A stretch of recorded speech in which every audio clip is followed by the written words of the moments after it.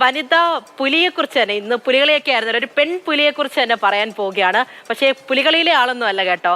നമ്മുടെ തേജസ് യുദ്ധവിമാനം പറത്താൻ പോകുന്ന ഒരു വനിതാ പൈലറ്റിനെ കുറിച്ചാണ് പറയാൻ പോകുന്നത്.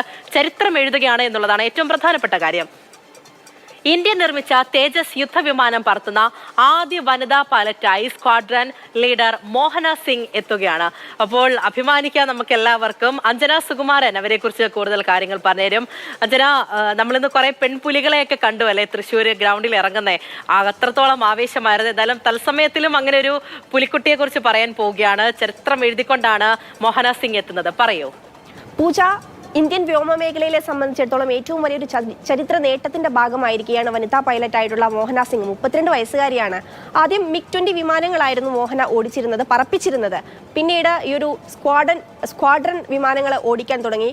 പാകിസ്ഥാൻ അതിർത്തിയോട് ചേർന്നായിട്ടായിരുന്നു ഈ ഒരു സ്ക്വാഡ്രൺ വിമാനങ്ങളൊക്കെ പറപ്പിച്ചുകൊണ്ടിരുന്നത്.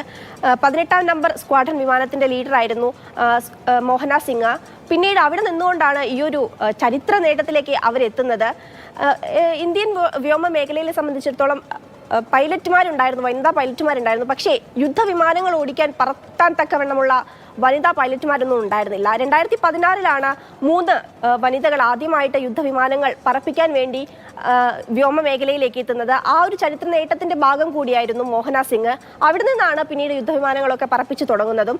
അത്തരത്തിലൊരു വലിയ ചരിത്ര നേട്ടത്തിന്റെ ഭാഗമായിരിക്കുകയാണ് ഇപ്പോ മോഹന സിംഗ്. തീർച്ചയായും. എന്തായാലും എന്തുകൊണ്ടാണ് ഇങ്ങനെ വനിതാ പ്രാതിനിധ്യം വരുമ്പോൾ നമ്മളത് ചർച്ചയാക്കുന്നത് എന്നുള്ളതിന്റെ കാര്യം കൂടി അഞ്ജന ഇപ്പോൾ പറഞ്ഞിട്ടുണ്ടായിരുന്നു. കാരണം ആ പ്രാതിനിധ്യം വളരെ കുറവാണ്. അതുകൊണ്ട് തന്നെയാണ് ഓരോരുത്തരും ഇതിലേക്ക് വരുമ്പോൾ പ്രത്യേകിച്ച് നമ്മുടെ സൈന്യത്തിലേക്കൊക്കെ വരുമ്പോൾ അത് ചരിത്ര നേട്ടമാണ് എന്ന വണ്ണം തന്നെ പറഞ്ഞുകൊണ്ട് നമ്മൾ ആ കാര്യങ്ങളൊക്കെ റിപ്പോർട്ട് ചെയ്തത്.